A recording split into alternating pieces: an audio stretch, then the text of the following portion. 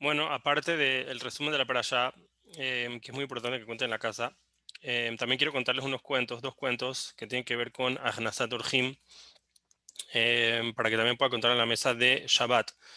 El primer cuento, primero que todo, dice el Pasuk, que cuando Abraham vio a los ángeles, a las personas, todavía no saben que eran ángeles, Abraham le dijo a Hashem, Vayomar a Hashem, imna matzatihem beneja al nataor me alabdeja. Le dijo, por favor, Hashem, espérame aquí a lo que voy a ir a traer a los invitados. Y dícenos a mí que aquí aprendemos que es más grande Ahnasat Urhim, traer invitados a tu casa y tratarlos bonitos, que recibir la Shejina, mi Kabbalat Pnei Shejina. Porque Abraham está hablando con Hashem, Abraham, está recibiendo a Hashem y fue a recibir a los invitados y eh, después siguió, por decirlo así, hablando con Hashem. Entonces vemos que es muy grande recibir invitados. Entonces cuentan que había en un lugar que se llama Pressburg, antes de la Segunda Guerra Mundial, un rabino que se llamaba Rabbi Yom Tov Hakuen Kahan. Era un tzadik muy grande y le gustaba hacer mucho gesed, de ayudar a otros. Su hijo, Rab Abraham, fue el que contó esta historia.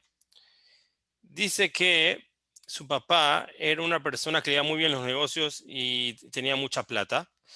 Y siempre en la casa estaba muy limpia y ordenada y hermosa. Y tenía muchos sirvientes que limpiaban y arreglaban la casa. ¿Y qué acostumbran a hacer en Pressburg, como en muchas otras sinagogas hace muchos años?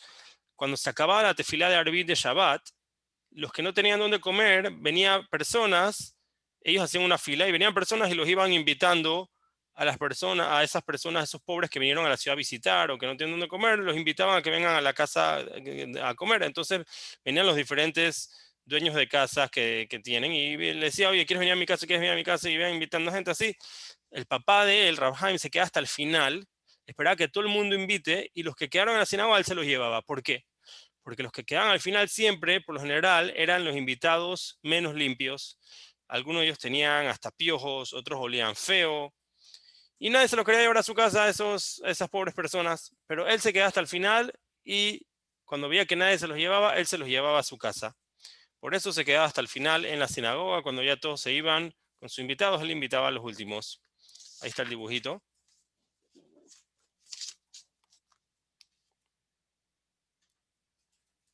Ok.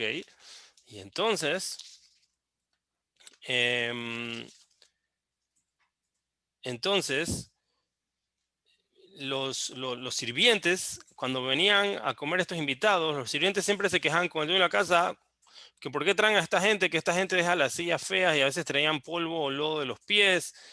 Y los sirvientes se quejaban, pero la mamá y el papá siempre decían, nosotros estamos felices con la mitzvah que estamos haciendo y no nos vamos a echar para atrás. Vamos a seguir invitando a gente así. Y aunque al final de la seudá, cuando se iban, los que limpiaban siempre se quejaban que tenían que limpiar más por ellos, ellos les pedían que por favor lo hagan bien, que son gente que necesita comida y están haciendo una mitzvah muy grande.